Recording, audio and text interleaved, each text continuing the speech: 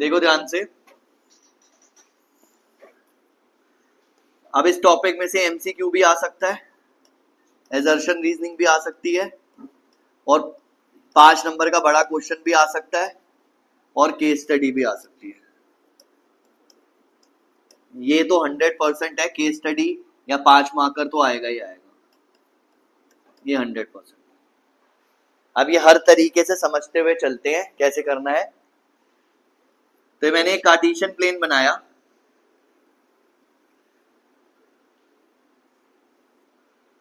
इसके ऊपर मैंने कुछ हिल स्टेशन का नक्शा बना दिया, ठीक है, याद रखना इस चीज को, ये बहुत इंपॉर्टेंट है। अभी मैंने इसको हिल स्टेशन इसलिए बोला है क्योंकि इसका पाथ भी वैसा ही दिख रहा है मुझे। जल्दी बैठो फटाफट, सब आ ही गए, शौर्य नहीं आया बस, कोई बात नहीं, छोड़ दिया पेपर, एडवांस वाला भी करके आया, चल कोई, ठीक है। तो ये जो है, ये मैंने हिल स्टेशन इसलिए बोला क्योंकि ये पाथ जो मैंने बनाया है ये हिल स्टेशन का ही बनाया है एक, और यहाँ पे different different points, different different positions पर हमारे सामने अवेलेबल है। A point, B point, C point, D point, E point, F point. और अब हम एक एक पॉइंट को समझेंगे ना तो बहुत अच्छे से समझ आ जाएगा।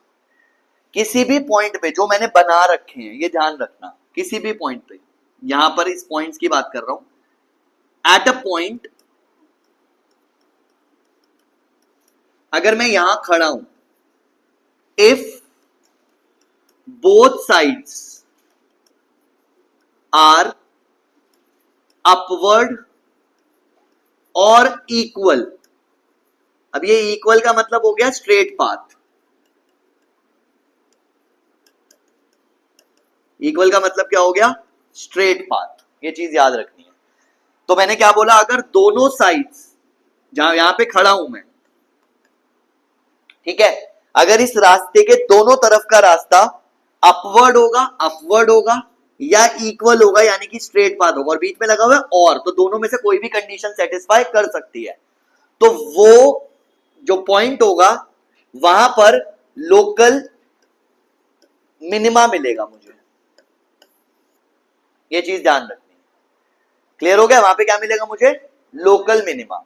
अगर मैं ऐसे बोलूं कि ये वाला पॉइंट जो है वो कौन सा पॉइंट होगा, तो यहां पर ये जो x की वैल्यू होगी, मान लो x की वैल्यू आ रही है यहां पर स्मॉल a, तो ये स्मॉल a क्या वैल्यू देगी, लोकल मिनिमम वैल्यू देगी, और मिनिमम वैल्यू हमारी ये a होगी, y को रिप्रेजेंट करता है, जो वैल्यू होगी वो y को रिप्रेजेंट करेगी, और जो x होगा वो लोकल मिनिमा या मैक्सिमा का पॉइंट रिप्रेजेंट करेगा। इस चीज को ध्यान रखना है, बहुत इंपॉर्टेंट पॉइंट है।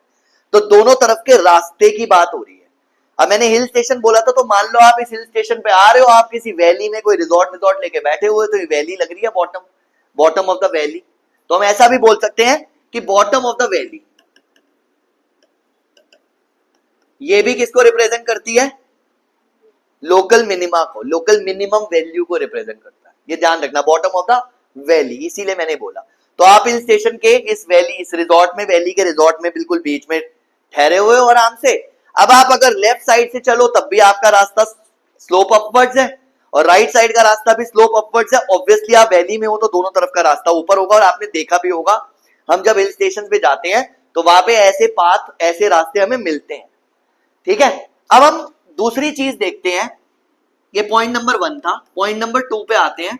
If both sides are downward और इक्वल, अगेन मैंने वर्ड यूज किया इक्वल, यानी कि स्ट्रेट पाथ, इसको मैं बोल रहा हूं peak of the mountain, peak of the mountain. Again hill station पर है तो पीक्स भी दिखेंगी हमें, ठीक है। तो अगर मैं किसी पीक पे बैठा हुआ हूं तो दोनों तरफ का रास्ता देखो डाउनवर्ड है, समझ आ रहा है, दोनों तरफ का रास्ता डाउनवर्ड, तो डाउनवर्ड होगा और इक्वल, तो वो वहां पर मुझे मिलेगा लोकल मैक्सिमा का पॉइंट, ये ध्यान रखना। यानी कि इस पर्टिकुलर जगह पे ये देखो, यहां पर जो x होगा, मान लो ये x is equal to f है, तो ये पॉइंट ऑफ लोकल मैक्सिमा होगा। टाइम नहीं पता होता तेरे को आने का क्या? तो रहता वहीं। x is equal to F, ये पॉइंट ऑफ लोकल मैक्सिमा, और मैक्सिमम वैल्यू क्या मिलेगी यहां पे? जो यहां पे y की वैल्यू होगी f पर। बात समझ आ रही है? तो इस चीज को ध्यान रखना यहां पर, ये जो भी वैल्यू मुझे यहां मिलेगी वो मैक्सिमम वैल्यू को रिप्रेजेंट करेगा, और at x is equal to F ये मैक्सिमा का पॉइंट मुझे मिल रहा है। तो क्या लोकल मिनिमा होता है, क्या लोकल मैक्सिमा होता है, ये चीज तो क्लियर हो चुकी है। समझ आया? लेकिन अभी बहुत सारे पॉइंट बना रखे हैं मैंने। अब मैं बी पॉइंट पे आता हूं। मैं यहां रह रहा हूं, अब आपने ऐसे भी रास्ते देखे होंगे हिल स्टेशन पे। अभी हम चल रहे हैं और चलते चलते चलते भाई थक गए गाड़ी चलाते चलाते, तो हम बीच में ही रुक जाते हैं, और बीच में चाय वाय मैगी वैगी की शॉप्स बनी हुई होती हैं, रुकते हैं बंदे, खुश हो गया मैगी मिल गई, ठीक है। तो उस जगह पर वो रास्ता जो होता है वो ऐसा ही रास्ता होता है कि यहाँ पे लगा रखा है, बंदा यहाँ पे अपनी गाड़ी पार्क करेगा, वहां पे उतरेगा और खाने लगेगा। अब उसके सामने क्या सिचुएशन आ रही है कि जब वो लेफ्ट साइड पे जाता है वापस तो वो नीचे की तरफ जा रहा है, लेकिन राइट साइड पे जाता है तो वो ऊपर की तरफ जाता है। तो ये तो दोनों में से कोई कंडीशन ही सेटिस्फाई नहीं कर रहा भाई। या तो एक तरफ का रास्ता अपवर्ड जा रहा है तो दूसरी तरफ का रास्ता कम से कम स्ट्रेट हो, या ऊपर ही जा रहा हो, लेकिन ये तो उल्टा है, डाउनवर्ड जा रहा है। तो इस पॉइंट को बोला जाता है point of inflection. Point of inflection दूसरी भाषा में बोलेंगे तो neither maxima nor minima, neither maxima nor minima. बात समझ आई? अब आते हैं ऊपर वाले सी पॉइंट पर। अब सी पॉइंट का लेफ्ट साइड का रास्ता है डाउनवर्ड्स, यानी कि ये वाली कंडीशन सेटिस्फाई हो रही है, और राइट साइड का रास्ता है स्ट्रेट, यानी कि यही वाली कंडीशन सेटिस्फाई हो रही है अगेन। तो डाउनवर्ड और इक्वल दोनों सेटिस्फाई हो रही हैं, दोनों में से कुछ भी होगा तो चलेगा। तो जो सी पॉइंट है वो मैक्सिमा को रिप्रेजेंट कर रहा है यहां पर, तो ये लोकल मैक्सिमा का पॉइंट हमारा होगा यहां पर। अगर मैं नीचे देखूंगा x क्या है, तो x इज इक्वल टू ये जो c है ये मैक्सिमा का पॉइंट होगा, लोकल मैक्सिमा का पॉइंट। नेक्स्ट पॉइंट पे आते हैं e। अब वो पता चल रहा है आपको दोनों तरफ का रास्ता अपवर्ड है, तो ये कौन सा होगा? मिनिमा का। और बचा कौन सा हमारा? ये d पॉइंट बच गया गड़बड़ वाला, जिसके दोनों तरफ का रास्ता स्ट्रेट पाथ है, और स्ट्रेट पाथ जो है वो ऊपर भी आ रहा था और नीचे भी आ रहा था। यानी कि ये जो डी पॉइंट होता है इसको बोलते हैं हम ईदर मैक्सिमा और मिनिमा। बताएगा नहीं कोई ये? ईदर मैक्सिमा और मिनिमा, यानी कि ये होता है सैडल पॉइंट। सैडल पॉइंट ये ध्यान रख, और ये बताएगा नहीं कहीं पर भी कोई कि सैडल पॉइंट क्या होता है।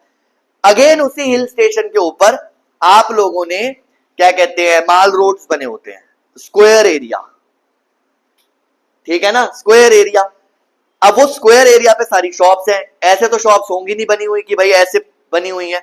वो एक स्क्वायर एरिया, रेक्टेंगुलर एरिया होता है ऊपर का, जहां पे लोग घूमने के लिए जाते हैं, जहां कुछ इवनिंग्स होती हैं, वहां पे चारों तरफ शॉप्स होती है और बीच का एरिया खाली होता है, तो वो सैडल पॉइंट हुआ। और सैडल पॉइंट बहुत सारे होते हैं हिल स्टेशन पे। केदारनाथ वाला जो क्या कहते हैं बाढ़ आई थी, जो क्या कहते हैं बर्स्ट हुआ था ऊपर से, वो ऊपर टॉप पर लेक तो बना हुआ था, जब वहां बादल फटा था तो वो लेक के अंदर इतना प्रेशर क्रिएट हुआ, वही तो नीचे पूरा का पूरा ट्रेवल करता हुआ पहाड़ से ऊपर से। अब वो उस पर्टिकुलर एरिया पे लेक ऐसे ही होगा ना सैडल, वो ऐसे तो लेक हो नहीं सकता, ऐसे तो रिवर्स होंगी। लेक कभी ऐसे टिल्टेड वे में थोड़ी बना हुआ हो सकता है, ऑब्वियसली बात है, वरना वो फ्लोइंग होता। तो वहां पे जितने भी ऊपर आपको लेक्स मिलेंगे, जितने भी सिक्किम में भी है ऊपर जाकर, तो उन सभी जो लेक्स होंगे वो सारे के सारा एरिया सैडल पॉइंट्स ही कहलाते हैं, ये ध्यान रखो। बात समझ आ रही है? तो वो मैक्सिमा का पॉइंट भी हो सकता है, मिनिमा का पॉइंट भी हो सकता है। इट डिपेंड्स कि क्या सिचुएशन बन रही है, कैसा कर्व बन रहा है, क्या होगा, क्या इक्वेशन आ रही है, वो डिपेंड करता है। ठीक है, तो आप लोगों को ध्यान रखना है। अगर मैं एक एग्जांपल दूं आपको, F x is equal to modulus x minus 1 modulus x minus 2 का ग्राफ बनाना, बताया हुआ है सॉफ्टवेयर, उसी पे डाल देना, आपको दिख जाएगा सैडल पॉइंट। क्वेश्चन पूछा टीचर ने एमसीक्यू में, असर्शन रीजनिंग में, कि भाई इसके अंदर कौन से इंटरवल में सैडल पॉइंट है, पता ही नहीं है, क्योंकि बताया ही नहीं गया कौन से इंटरवल्स में ये सैडल पॉइंट होगा, वो बताया ही नहीं जाएगा। वहां पे आपको खुद देखना पड़ेगा कि स्ट्रेट पाथ कहां पे आ रहा है। क्योंकि ये जो मॉडुलस का ग्राफ होता है वो तो v बनता है, लेकिन इस सिचुएशन में कुछ ऐसे बनेगा, जब बना के देखोगे तो ये कहीं ना कहीं तो आपको बनेगा ना, मिलेगा ना, इस इंटरवल के अंदर सैडल पॉइंट आ रहा है, यहां पर गड़बड़ होती है। बात समझ आ गई है? तो वो डिपेंड करता है सीबीएसई वालों के ऊपर या किसी भी एंट्रेंस के ऊपर, वो क्वेश्चन कैसे क्रिएट करके दे रहे हैं आपके सामने, और नए क्वेश्चन तो हर बार आते हैं। तो सिचुएशन अगर उन्होंने दी तो मैक्सिमम बच्चों को नहीं पता होगा कि सैडल पॉइंट क्या होता, तो वो गलत ही करके आएंगे या तुक्का मार के। बात समझ आई या नहीं आई? बताया था तुम्हारे को? नहीं आया होगा, बताया होगा, चेक कर लियो। क्लियर? बात समझ आ गई? इतनी बात समझ आई है? पूरा का पूरा as it is graph note करो, जो चीजें मैंने बताई हैं उनको याद कर लेना। दो चीजें याद रखनी है, अगर किसी पर्टिकुलर पॉइंट के दोनों तरफ का रास्ता अपवर्ड या इक्वल होगा तो वो मिनिमा का पॉइंट होगा, डाउनवर्ड या इक्वल होगा तो मैक्सिमा का पॉइंट होगा। और आसान भाषा में जितनी भी पीक्स ऑफ द हमारे पीक्स ऑफ द माउंटेन्स होंगी वो सारी के सारी मैक्सिमम वैल्यू को रिप्रेजेंट करेंगी, और जितनी भी बॉटम्स होंगी वैली की वो सारे के सारे मिनिमम वैल्यूज को रिप्रेजेंट करेंगे। एक पर्टिकुलर रीजन के अंदर जो होता है वो लोकल होता है, और अगर ओवरऑल देखते हैं तो वो ग्लोबल होता है, बट ग्लोबल आप लोगों को करने की जरूरत नहीं है क्योंकि अभी सिलेबस में नहीं होगा आपके। ठीक है? ग्लोबल ग्लोबल नहीं पूछेंगे, लोकल ही पूछेंगे, लोकल ही करना है एज पर सीबीएसई, ग्लोबल करने की जरूरत नहीं है, बट पता होना बहुत जरूरी है। क्लियर हो गया? बात समझ आ गई? नोट करो, क्वेश्चंस पे आते हैं, पहले एमसीक्यू करेंगे और फिर नॉर्मल वाले पे आते हैं जल्दी से। बस आ गया, मैं बता रहा हूं। अब मैं क्वेश्चन जो लिखूंगा ना उसको इंपॉर्टेंस देके चलनी है, तभी पेपर में टाइम वेस्ट नहीं होगा। क्वेश्चन आया, हर बच्चा डेरिवेटिव टेस्ट कर रहा है, टाइम वेस्ट नहीं करना हमने डेरिवेटिव टेस्ट में, कॉन्सेप्ट को समझना। क्वेश्चन आया F x is equal to x minus 3 का whole square plus 4, find maximum and minimum value. Value निकालनी है, point of local maxima minima नहीं बताने। जो डेरिवेटिव टेस्ट होते हैं उसमें लोकल मिनिमा के और लोकल मैक्सिमा के पॉइंट निकाल के टेस्ट करके फिर मैक्सिमम मिनिमम वैल्यू निकालनी होती है। यहाँ क्वेश्चन आया फाइंड द मैक्सिमम और मिनिमम वैल्यू, तो आपने वैल्यू पे फोकस करना है। वैल्यू निकालने के लिए आपको रेंज पे फोकस करना है, और रेंज हमने 11th में भी पढ़ी हुई है और मैंने 12th में भी थोड़ा बहुत बताया था। कुछ नहीं होता, रेंज का मतलब क्या होता है? y। और मैंने क्या बताया था ग्राफ में, जो y होता है वो बताता है मैक्सिमम या मिनिमम वैल्यू को, जो x होता है वो लोकल मिनिमा और लोकल मैक्सिमा के पॉइंट को बताता है कि यहां पर मैक्सिमम या मिनिमम वैल्यू मिलेगी। ये बात समझ आ रही है? तो हमने यहाँ पे रेंज निकालनी है, मतलब y निकालना, और fx का मतलब y होता है। तो क्यों हम टाइम वेस्ट करें, सीधा बताते हैं। x माइनस 3 का स्क्वायर जो है वो 0 से बड़ा या इक्वल होगा, क्यों? क्योंकि square number is always positive. तो क्या मैं इसको ऐसे लिख सकता हूं, 0 से बड़ा है और इंफिनिटी से छोटा है, 4 ऐड कर दो, x माइनस 3 का स्क्वायर प्लस 4, ये इंफिनिटी रहेगा, ये मिनिमम वैल्यू आ गई और मैक्सिमम वैल्यू नॉट डिफाइंड हो गई, खत्म स्टोरी। मार्क करा एमसीक्यू, आगे बढ़ गए। टाइम वेस्ट क्यों करना? ओरली भी कर सकते हो अगर प्रैक्टिस करी होगी अच्छे तो। बात समझ आई? अब मान लो यही क्वेश्चन ऐसे होता, F x is equal to modulus x minus 3 minus का 5, तो मॉडुलस वाला पार्ट भी तो ग्रेटर देन इक्वल टू 0 होता है भाई, तो 0 से बड़ा है, इंफिनिटी से छोटा होगा, -5 कर दो, मिनिमम वैल्यू मिल गई, maximum value not defined. Clear? एक और देखो, F x is equal to sine 3x minus 5, sine को उठाओ, साइन जो होता है थीटा वो किसके बीच में लाया करता है? -1 और 1 के बीच में। -5 करोगे यहाँ -6 हो जाएगा, ये साइन 3x, और यहाँ -5 करोगे -4 आ जाएगा, ये मिनिमम वैल्यू, ये मैक्सिमम वैल्यू। क्यों टाइम वेस्ट करना है डेरिवेटिव टेस्ट कर करके? यहाँ पे हमें गड़बड़ नहीं करनी है, इन चीजों को ध्यान रखना है। क्लियर हो गया? ये बात समझ आ गई? अच्छा, अगर यही क्वेश्चन ऐसे होता, F x is equal to modulus का साइन 3x माइनस 8, तो मॉडुलस को प्रेफरेंस नहीं देनी है, इसको प्रेफरेंस देनी है पहले, ये चीज ध्यान रखना। तो मैंने यहाँ क्या किया, साइन 3x किसके बीच में है? -1 और 1 के बीच में, -8 कर दिया या +8 कर लो, कोई फर्क नहीं पड़ता, वो माइनस वाला था ये प्लस वाला था, प्लस कर दिया, यहाँ कितना आ गया 7, यह आ गया साइन 3x, और यह आ गया +8, और ये कितना हो गया 9। तो ये किसको रिप्रेजेंट कर रहा है? मिनिमम को। ये किसको रिप्रेजेंट कर रहा है? मैक्सिमम। ये चीज ध्यान रखनी है, इंपॉर्टेंट है, ध्यान रखना। बाई चांस माइनस ही होता तो यहां क्या आता, -9, और यहां पे क्या आता, माइनस का 8। अब क्या करते, कौन मिनिमम कौन मैक्सिमम सोच के आना, नोट करो फटाफट से। कैसे, मॉडुलस है, मॉडुलस में तो नेगेटिव आता ही नहीं है, पॉजिटिव ही आता। तो ये सोच के आना कि मिनिमम वैल्यू मैक्सिमम वैल्यू क्या होगी। थोड़ा सा काम खुद भी करो, मैंने बहुत पढ़ाया बेटा, ये समझ आ गई बात, क्लियर। तभी मैंने वहां चेंज कर दिया था, मैंने कहा तुम्हें दूंगा ना, फिर मैं ही क्यों कराऊं सारी चीजें। समझ आया या नहीं आया, maximum minimum value MCQ based, clear. अभी और डिफिकल्ट क्वेश्चन करते हैं, पहले ये करो फटाफट से, हो गया ना। अब मान लो यही वाला क्वेश्चन ऐसे आया होता, F x is equal to 3x square minus 5x plus 8। अब क्या करें, अब तो हम वो कॉन्सेप्ट नहीं लगा सकते, इसके बीच में है, ठीक है। और अगेन मुझे टेस्ट वेस्ट करना नहीं है, मैक्सिमम मिनिमम वैल्यू बतानी है, एमसीक्यू आया हुआ है। तो मैंने क्या करना है ऐसी सिचुएशन में, टेस्ट से भी कर सकते हैं, अभी हम करेंगे टेस्ट वाले क्वेश्चन भी जब, तो उससे भी समझ आ जाएगा। फिर वो तुम्हारी मर्जी है, तुम कितनी जल्दी किससे कर सकते हो, ठीक है। लेकिन मैं दोनों तरीके बता रहा हूं, वो चीज ध्यान रखना। हमने क्या किया, इसमें कंप्लीटिंग द स्क्वायर यूज किया। तो सबसे पहले कंप्लीटिंग द स्क्वायर का मैंने बताया था कॉन्सेप्ट, कि आपने क्या करना है, जो x का कोफिशिएंट होता है वो हटाना है। तो मैंने कॉमन निकाल लिया यहां पर, यही बताया था। अब क्या बताया था दूसरा स्टेप, जो x का कोफिशिएंट होता है उसके हाफ का स्क्वायर ऐड सब्ट्रैक्ट करना है। ये हमने 10th में करना होता था, बट अब तो डिलीटेड है, इसलिए बच्चों को पता नहीं होता, तो ये ध्यान रखना। तो ये x का कोफिशिएंट 5/3 का हाफ करना है, ये आएगा 5/6, और 5/6 का स्क्वायर हमने ऐड भी करना है और सब्ट्रैक्ट भी करना है, और साथ में क्या चल रहा है 8/3। कोई डाउट यहां तक। अब देखो ध्यान से, ये कंप्लीट स्क्वायर बन गया x माइनस 5/6 का स्क्वायर, और यहां देखो 8/3 है और माइनस का 25/36 है। जब एलसीएम लोगे आप 12 इंटू 8 96 माइनस 25, तो ये आ गया 71, तो प्लस 71/36, ये आपका ब्रैकेट में आ रहा है, और ये 3। तो ये वही वाला क्वेश्चन बन गया जो हमने अभी थोड़ी देर पहले किया था। तो देख लो, x माइनस 5/6 जो है वो स्क्वायर है, तो वो 0 से बड़ा होगा, इंफिनिटी से छोटा होगा। इसमें ये ऐड करूंगा तो यहाँ 71/36 आ जाएगा, और फिर 3 मल्टीप्लाई करूंगा तो ये 3 मल्टीप्लाई होकर 12 आ जाएगा। तो ये मिनिमम वैल्यू मिल गई 71/12।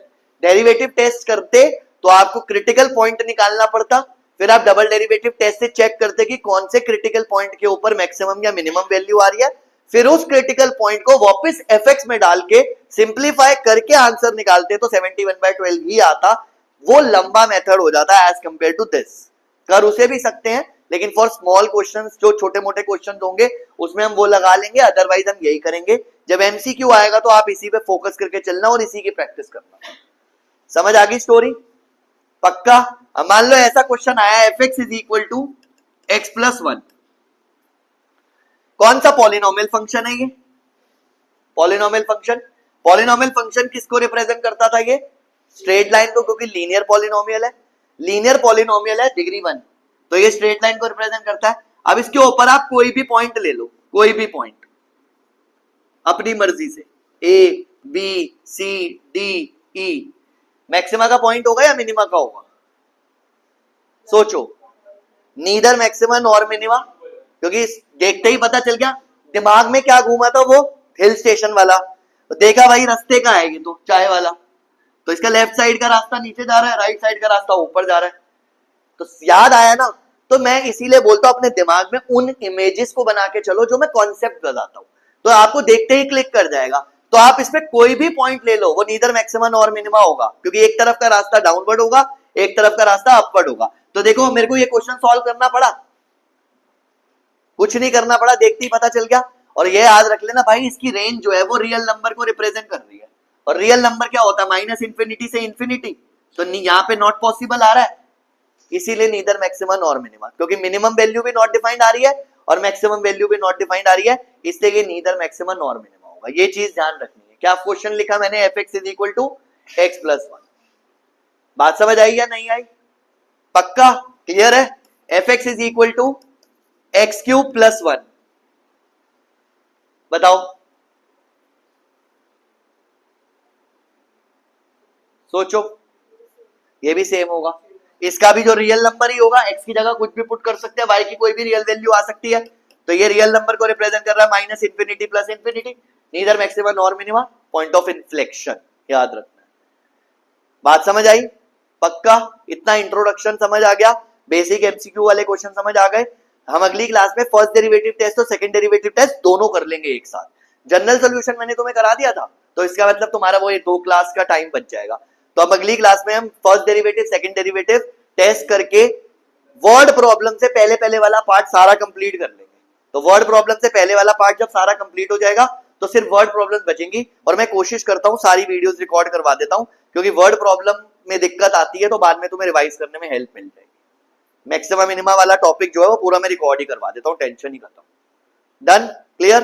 नेक्स्ट बताओ, कोई डाउट है तो? कुछ बोल रहा था कोई? हाँ,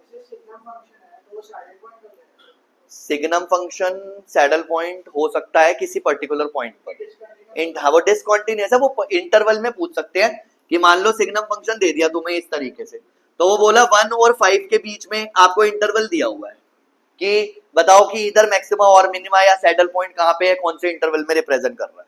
अब इसके अंदर क्या है, दोनों तरफ ही ऐसे जा रहा है रास्ता, तो यहाँ पे कोई पीक तो बन नहीं रही, कुछ भी नहीं बन रहा, तो इसीलिए यहाँ पर आया तो बाई चांस आ गया तो आ गया, अदरवाइज जरूरत नहीं है। डन? क्लियर? नोट कर लो फटाफट से।